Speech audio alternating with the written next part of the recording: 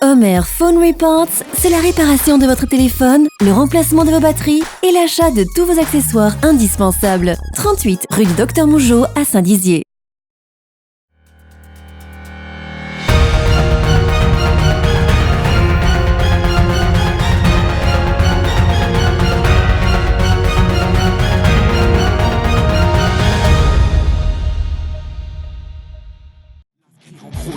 Sur l'échéancier, contrôler le temps et prendre le rôle de l'horloger pour s'aiguiller, créer sa logique, sa propre mythologie, saisir la force d'une vision neuve, ainsi sentir l'ancienne se nuancer, s'écarter des exemples et de tout ce qu'on nous enseigne, s'exempter de tristesse, de ces clichés et de toutes ces mises en scène.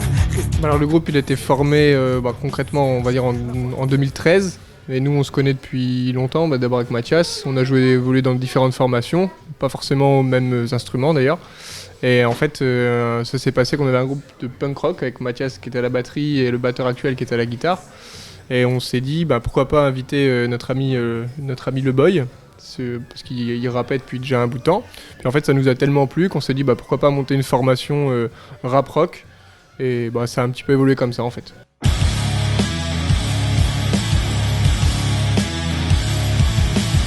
Il y avait une place à prendre au niveau de la voix, puisque dans le groupe il y avait du chant, mais vu que celui qui chantait il passait à la batterie, il y avait une place à prendre au niveau de la voix. Moi j'écrivais mes textes, etc. Mais je faisais ça sur des instrumentales libres de droit sur YouTube ou quoi, dans mon coin quoi.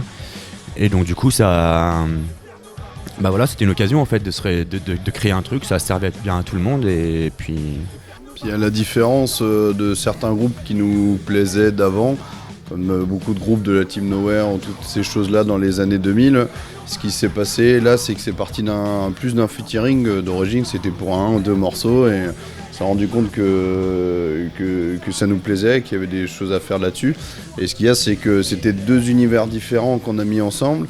Et on n'a pas eu un chanteur de rock qui s'est mis au rap, on a vraiment eu notre ami rappeur qui est venu avec nous, donc il nous a fait découvrir l'univers rap qu'on connaissait moins et on lui a fait découvrir l'univers rock et ça a été ce qui a permis d'avoir une richesse au niveau des textes qui peut être différent dans le monde du rock.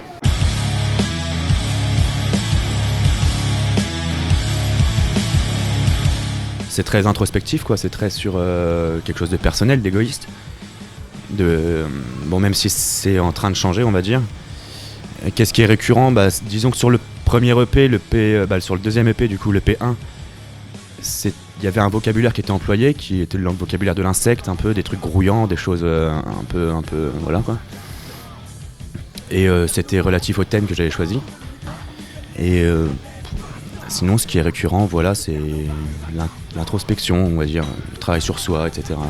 Dans le P1, j'essaye de démarrer, d'initier une histoire. Donc il y a une histoire qui va parler justement de développement personnel, donc c'est bien pour ça que je parle d'introspection. Et donc le fil de l'histoire se déroulera sur 3 EP, le premier EP étant le P1, qui suit donc la narration, ça raconte l'histoire d'un homme qui se transforme en animal, donc en cafard. Du coup, d'où le thème, le champ lexical qui est lié à ça, quoi.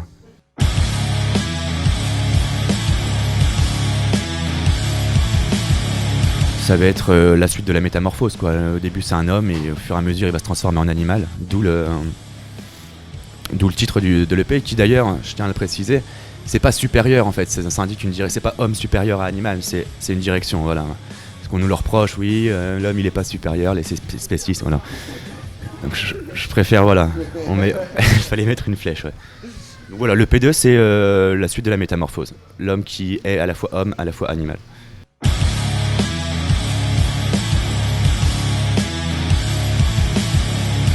Pour moi c'est la scène. Moi c'est le studio. Pour moi c'est la scène. C'est le côté on essaye des trucs, c'est la phase de création en fait. Moi je crée en studio, donc du coup tu lances une phrase, machin, ça sonne bien, ouais non pas trop, je vais essayer de la prendre sur le temps d'après. C'est encore la phase de création, la scène c'est un petit peu... c'est un peu, je dirais pas du par cœur, mais c'est quelque chose qui est assez procédurier au final quoi. Où tel morceau il s'enchaîne, voilà, on le prend, à ce moment-là on se recule. C'est un petit peu une procédure et moi je préfère la création quoi.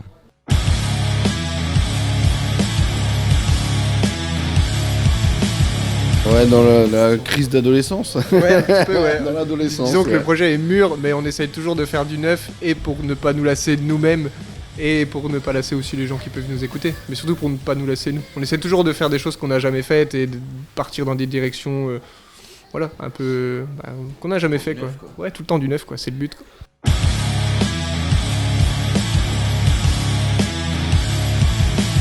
Voilà, c'est l'amour.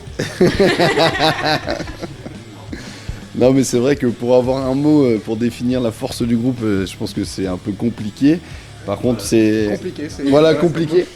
Non, c'est vrai, du coup on peut l'utiliser comme terme. Clairement. Non, je pense que la force du groupe là-dessus, c'est qu'avec le temps, on a toujours la même énergie et en même temps, on commence tous à se connaître dans notre méthode de travail. On connaît tous, on le voit rien qu'en répondant aux questions qu'on a.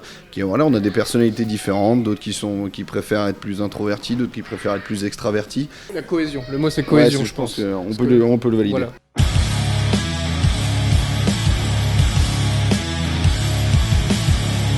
C'est toujours l'amour. On s'aime trop. Ouais. Non, je pense que ça peut être c'est pas vraiment une faiblesse du groupe, mais je pense que tout groupe qui dure dans le temps, surtout dans des périodes différentes, on a commencé à jouer avec Maxime ensemble et Jean-Mathieu, ouais, c'est ça, genre on était au collège et maintenant on est devenus des hommes. Et donc les vies elles évoluent. Ça vient quand même. Hein. Et nos vies, elles évoluent et je pense que la phase la plus compliquée dans un groupe, c'est de faire évoluer son groupe avec son train de vie et trouver un équilibre dans tout ça en fait.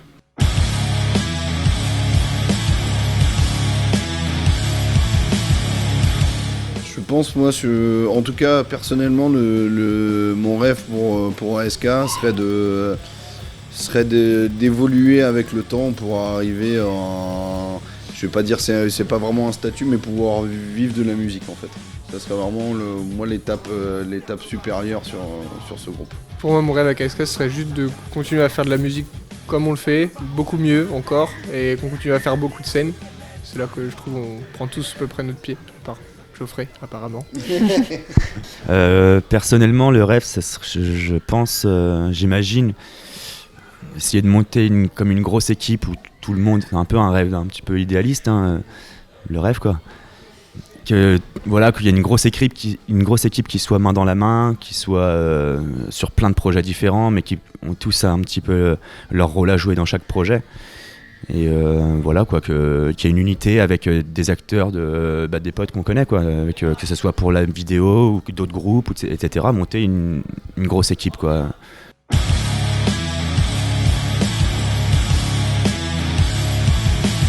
C'était la dernière question. Trop tard. Merci pour tout le monde. Non, pour le coup, ce nom, c'est la question qu'on redoute à chaque fois. Et c'est dommage qu'elle tombe en dernier.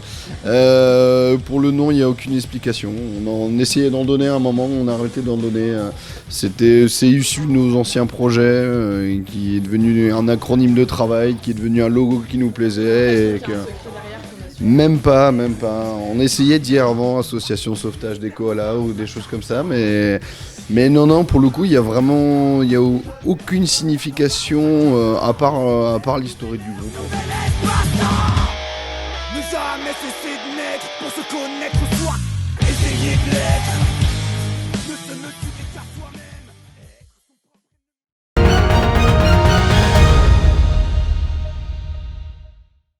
La créativité des Hauts-Marnais a été récompensée ce jeudi lors du concours Les Idées Inspirées organisé par le conseil départemental. Alors que depuis 2 ans, le département s'efforce de mettre en avant ses atouts, cette fois il va plus loin en mettant à l'honneur les bonnes idées des Hauts-Marnais pour faire d'eux les véritables ambassadeurs d'un territoire désormais conscient de ses atouts. On a déjà créé une belle dynamique, je crois qu'on ne peut pas s'arrêter au milieu du gué. Je l'ai annoncé, on doit maintenant amplifier cette campagne d'attractivité, de communication qui est importante pour un département qui souffre. Et aujourd'hui, on a voulu montrer ce qu'il y avait de plus beau dans le département, mais on doit le montrer encore plus. Et on a vraiment de belles marges de manœuvre pour faire de ce département un département attractif où on souhaite venir habiter et surtout retrouver cette belle image qu'on souhaite lui donner. Les candidats ont eu 3 mois pour se lancer et dévoiler leurs projets en lien avec la Haute-Marne. Fin septembre, on a enregistré près de 80 propositions, preuve que les Hauts-Marnais ne manquent pas d'idées. Le jury, composé d'acteurs engagés pour le territoire et reconnus pour leur audace et leur créativité, ont eu la lourde tâche d'en retenir 13, qui ont ensuite été récompensés au travers de 3 catégories, la nature, le savoir-faire et les Haut-Marnais.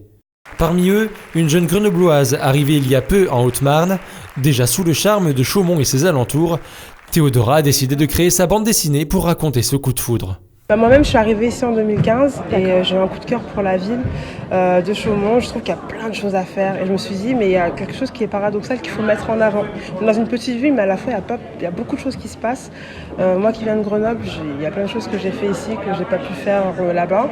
Et je voulais vraiment attirer au maximum de lecteurs pour leur faire aimer aussi Chaumont et la Haute-Marne. Moi, j'espère vraiment pouvoir financer le projet. Éditer une bande dessinée, je pense que c'est beaucoup de travail. Il faut payer un illustrateur. J'aimerais mettre en avant le travail d'un illustrateur qui vient d'ici, Chaumont ou Haute-Marne, et vraiment lancer le projet en France et à l'international. Le public avait lui aussi son mot à dire avec la catégorie prix du public, avec plus de 32 000 votes en sa faveur. Vanessa Langlais est la grande gagnante. Forte d'un projet qui mêle son envie d'aider et sa propre histoire, son projet est simple. Offrir une boîte aux prématurés qui se compose comme un kit, bonnet, doudou, vêtements, mais c'est surtout une main tendue. Je remercie toutes les personnes qui ont voté pour nous. Moi, je ne le considère pas que les gens ont voté pour moi. Ils ont voté pour nous, pour les bébés prématurés, pour un projet solidaire. Et encore merci pour tous les votes. Que les Haut-Marnais manquent d'informations sur la prématurité, manquent de soutien sur la prématurité.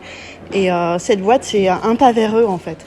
C'est un pas vers des parents qui sont déboussolés, qui ont besoin d'accompagnement, qui ont besoin aussi parfois d'un soutien matériel. Parce que c'est des parents qui n'ont pas forcément les moyens ou c'est des parents qui ne savent pas. Parce que la naissance, une naissance prématurée, c'est une naissance qui arrive beaucoup trop tôt et les parents, la plupart du temps, ne sont pas préparés. Outre l'apport financier de ce concours, il a également permis de réconcilier les habitants avec leur territoire et sans doute donner de l'espoir et inspirer les Haut-Marnais. Ils sont très chaleureux, les Haut-Marnais, en général. C'est quelque chose que je trouve génial. Il y a beaucoup de solidarité ici. Les espaces sont magnifiques. Honnêtement, comme on le disait tout à l'heure à la soirée, il y a des espaces verts qui sont accessibles, le canal qui est juste à côté. On a le sport. Au niveau du sport, c'est génial. On a quand même une équipe professionnelle de volleyball, c'est pas rien. En fait, avec ce concours, je me suis rendu compte qu'il y avait beaucoup d'idées, qu'il y avait beaucoup de personnes qui croyaient en la Haute-Marne. Et ce département, l'équipe du département qui a pu mettre en lumière tous ces projets, toutes ces personnes, et un engouement terrible. Et voilà pourquoi je suis fière d'être Haut-Marnaise, parce que maintenant on est bientôt en 2020, je vais avoir 40 ans et maintenant je suis fière d'être Haut-Marnaise, je suis fière de cet élan des Haut-Marnais. Convivialité, humour et créativité, voilà les ingrédients pour une soirée 100% haut-marnaise réussie.